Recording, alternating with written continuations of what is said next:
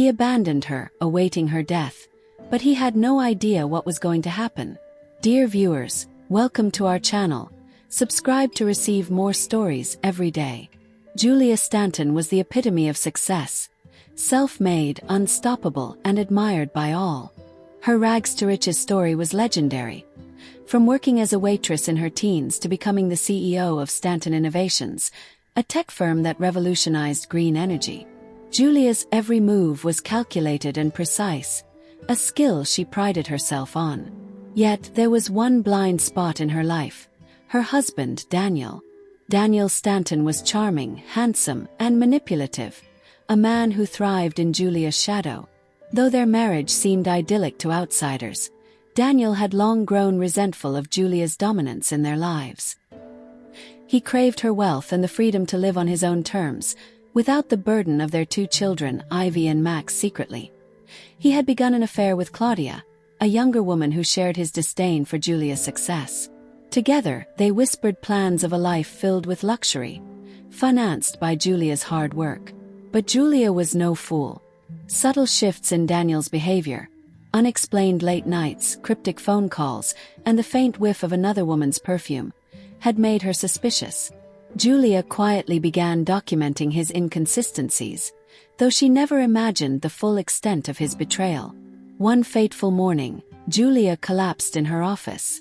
An aneurysm, the doctors said, a ticking time bomb she never saw coming. The sudden event left Julia in a coma. Her body still but her mind a labyrinth of half-conscious thoughts. Daniel, ever the opportunist, wasted no time. As Julia lay in a sterile hospital room, he put his plan into action. In Julia's absence, Daniel quickly assumed control of her estate. He feigned grief in public, garnering sympathy from Julia's colleagues and friends.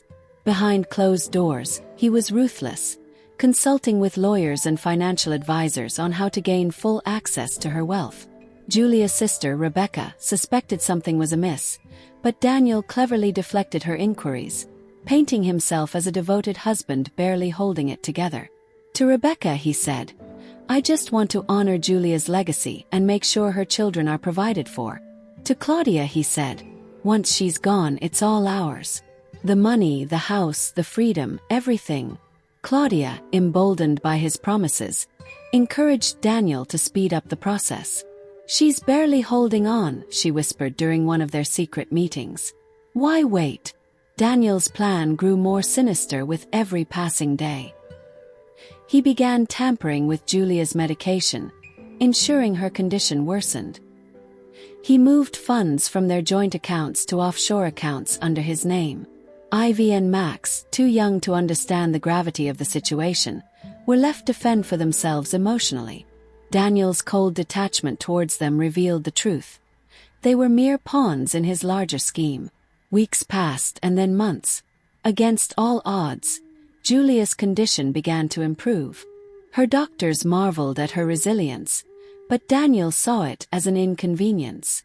If she regained consciousness, his plans would crumble. He needed a final push to secure his victory. What Daniel didn't know was that Julia's mind, though groggy and fragmented, was waking up. She overheard snippets of conversations: Daniel's cold instructions to the nurses, Claudia's impatient demands, and most chillingly, Daniel's whispered words during a late-night visit. "Soon," he muttered, gripping her hand in mock affection. "Soon this will all be over." Julia's heart raced. Though her body was paralyzed, her mind burned with rage. Daniel was trying to kill her. And not just her. He was prepared to discard their children as collateral damage.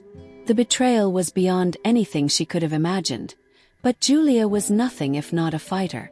She resolved, in that moment of utter helplessness, to survive and take back everything Daniel had tried to steal. Days later, Julia opened her eyes for the first time in months. The room was empty, save for the soft hum of medical equipment. She didn't alert the nurses or call for help. Instead, she lay still, her mind racing. She needed a plan, a way to expose Daniel without tipping him off. It was a delicate game, and Julia knew the stakes were high.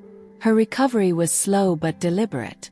She pretended to remain incapacitated, using her time to observe and strategize. Julia's sister, Rebecca, visited frequently, often staying late into the night. On one such visit, Julia mustered her strength and squeezed Rebecca's hand. "Don't react," Julia whispered, her voice hoarse and faint. "But I'm awake." Rebecca froze, her expression carefully neutral.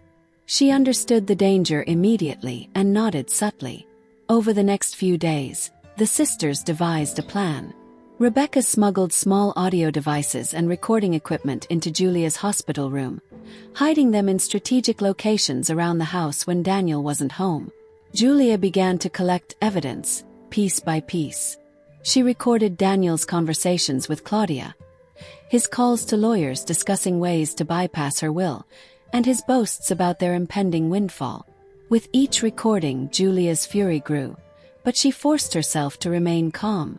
Her time would come, and when it did, she would destroy him. Meanwhile, Daniel, confident that Julia was still unconscious, began preparing for the celebration of his inheritance. He planned an extravagant dinner at their mansion, inviting business associates, friends, and even reporters to witness his triumphant rise as the head of the Stanton Empire. The event was scheduled for Julia's birthday, a detail that only deepened the cruelty of his plan. Claudia was giddy with anticipation. "By this time next week," she said, sipping champagne in the mansion's living room, "you'll be free and we'll be untouchable." Daniel smirked. "To the future," he said, raising his glass. What they didn't know was that Julia had already written the script for their downfall. She just needed to wait for the perfect moment to execute it. Daniel's celebration plans became a full-time obsession. He spared no expense, determined to make the dinner a spectacle. The guest list read like a who's who of influential people: bankers, CEOs, politicians, all eager to curry favor with the man they believed would inherit Julia's empire. Meanwhile, Julia lay in her hospital bed, quietly recovering her strength and sharpening her strategy. Through the recordings Rebecca had smuggled out, Julia had a front-row seat to Daniel's treachery. Each conversation painted a darker picture of his betrayal. She listened to his boasts, his cruel remarks about her being a faded relic, and most damning of all, his detailed plans to tamper with her medication and ensure her death. The evidence was damning, but Julia knew it wasn't enough to simply catch him. She needed to humiliate him, to strip him of the power he so desperately craved, and to ensure he could never hurt anyone again. Julia's physical recovery progressed faster than expected. By now, she could walk short distances unaided and speak without difficulty, though she kept this hidden from everyone except Rebecca. The two sisters devised a meticulous plan to expose Daniel during his grand event. Julia began planting subtle traps around the mansion, using her knowledge of its many hidden features. She instructed Rebecca to install additional recording devices and even a hidden camera in the study where Daniel frequently met Claudia. One evening, while reviewing the latest batch of recordings, Julia stumbled upon a chilling conversation. Daniel had spoken to a private investigator about fabricating evidence against her sister Rebecca to prevent her from intervening in the children's lives.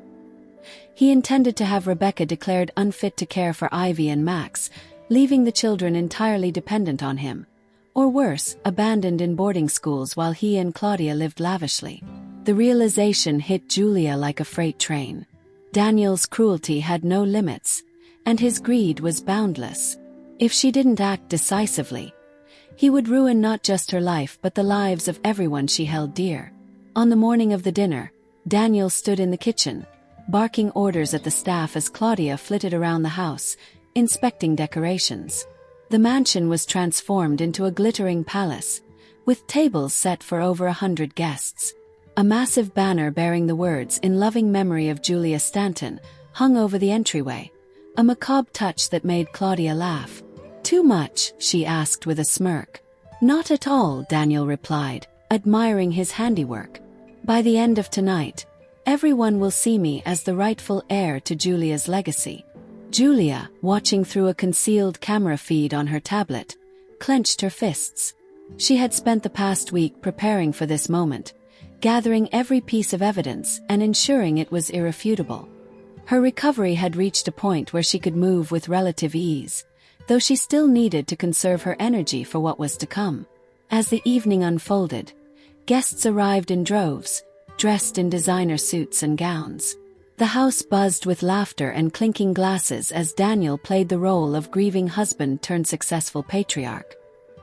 He gave interviews to reporters, spinning tales of his dedication to Julia's vision and his plans to expand Stanton Innovations in her honor. Claudia, stunning in a red dress, stayed by his side, basking in the attention. She couldn't help but gloat to a few trusted confidants about her new life. "We've been through so much," she said with a dramatic sigh. "But Daniel and I are finally where we deserve to be." Upstairs, Julia prepared herself. She wore a sleek black dress that fit perfectly despite her months in recovery. Her hair, styled by Rebecca earlier that day, framed her face with sharp precision. She looked every bit the powerhouse she once was, but now there was an edge, a fire in her eyes that hadn't been there before. Rebecca entered the room with a USB drive and a small device. "Everything's ready," she said, her voice trembling with excitement and nerves. "Are you sure you're up for this?" Julia nodded, slipping the USB drive into a hidden pocket. "I've waited months for this," she said.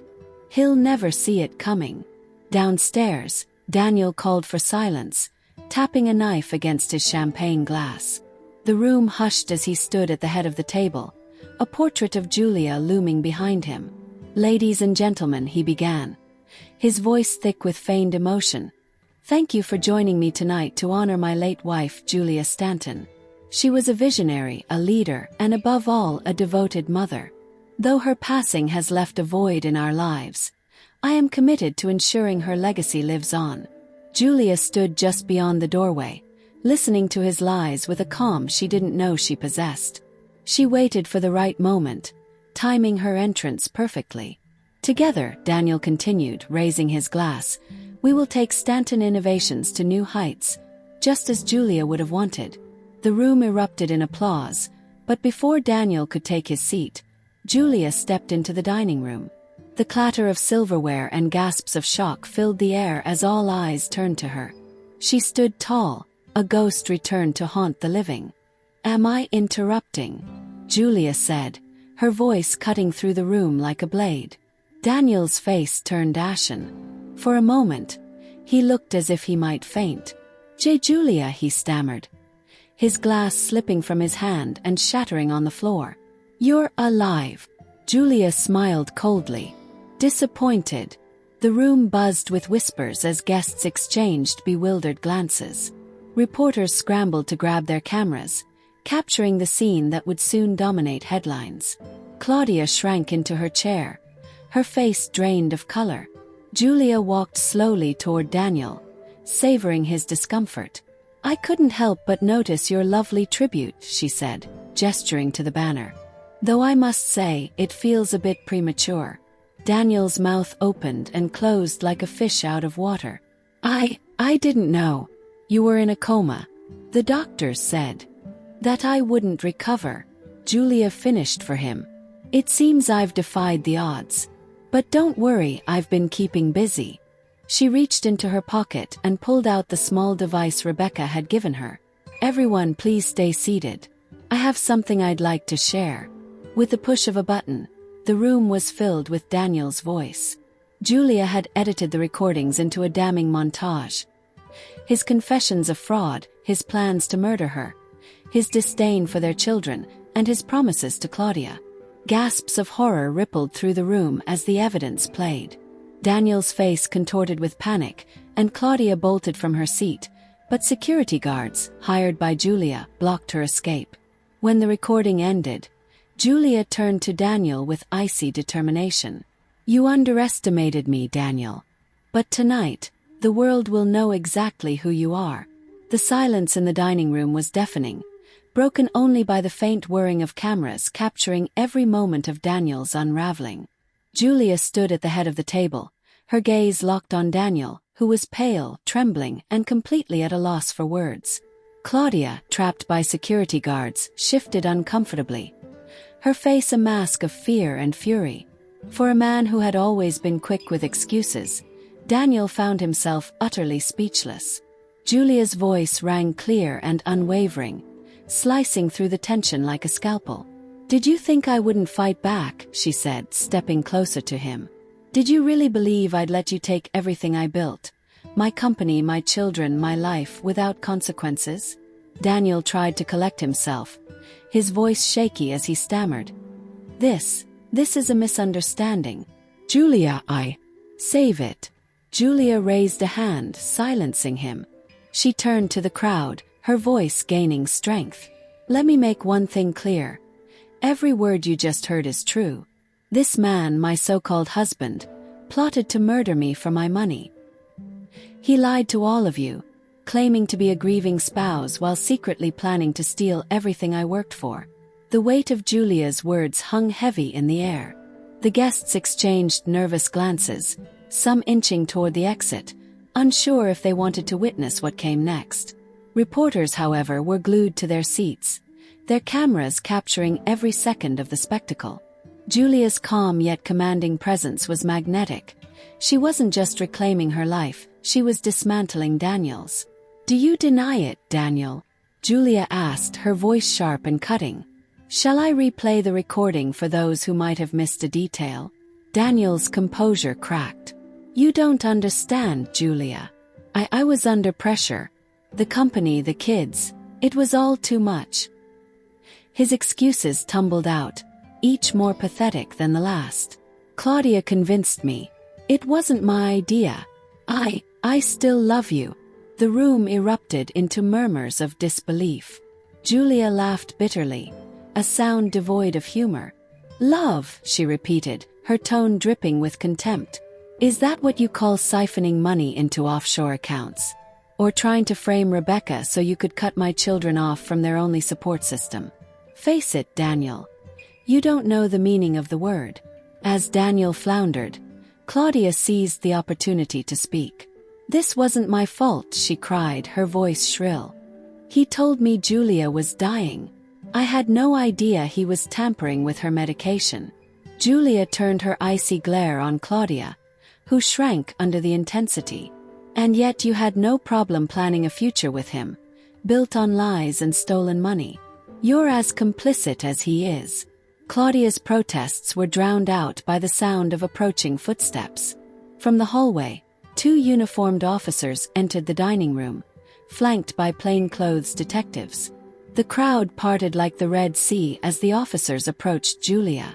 "Mrs. Stanton," one of the detectives said, his voice steady, "we've reviewed the evidence you provided. It's more than enough to proceed." Julia handed over a folder containing copies of bank statements, emails, and other incriminating documents she had gathered. "Make sure he doesn't get the chance to wiggle out of this," she said, her voice firm. Daniel's eyes widened as the officers turned toward him. "Wait, you can't arrest me. This is all a misunderstanding." But the officers didn't hesitate. They stepped forward and began reading Daniel his rights. The once confident man who had orchestrated Julia's downfall now looked like a caged animal, desperate and cornered. As the handcuffs clicked around Daniel's wrists, Julia addressed the room one last time.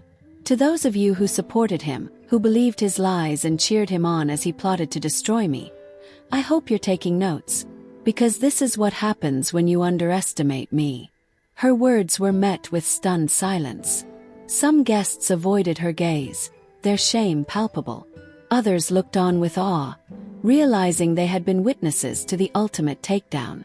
The reporters wasted no time filing out of the room to relay the breaking news, their excitement barely contained. After the officers escorted Daniel and Claudia out of the mansion, Julia finally exhaled. Rebecca approached her, placing a steadying hand on her shoulder. "You did it," she said softly. "It's over." Julia shook her head. "Not yet," she replied. "There's still work to do." The next morning, the headlines were ablaze with Julia's story. Phrases like "Coma survivor exposes murder plot" and "betrayed wife takes down husband in stunning public showdown" dominated the news cycle. Julia's courage and resilience became the talk of the nation, inspiring countless others to reclaim their own power. In the weeks that followed, Julia focused on rebuilding her life. She took a leave of absence from Stanton Innovations, dedicating herself to her children and ensuring they felt safe and loved. She also worked closely with her legal team to untangle the financial chaos Daniel had left behind. True to her nature, Julia didn't stop at protecting herself. She used the ordeal as an opportunity to create positive change. She launched a foundation for women recovering from abusive relationships, providing financial and legal resources to help them rebuild their lives. "No one should have to go through what I did," she said at the foundation's launch event. "But if they do, I want them to know they're not alone." As for Daniel, his fall from grace was swift and brutal. The evidence against him was overwhelming, and he was convicted on multiple charges, including attempted murder, fraud, and embezzlement. Claudia, too, faced legal consequences, though her role as Daniel's accomplice earned her a lesser sentence. Both were publicly disgraced, their names forever tied to their crimes. Julia's victory wasn't just a personal triumph, it was a testament to her strength and resilience. She had faced the ultimate betrayal and emerged not just intact, but stronger than ever.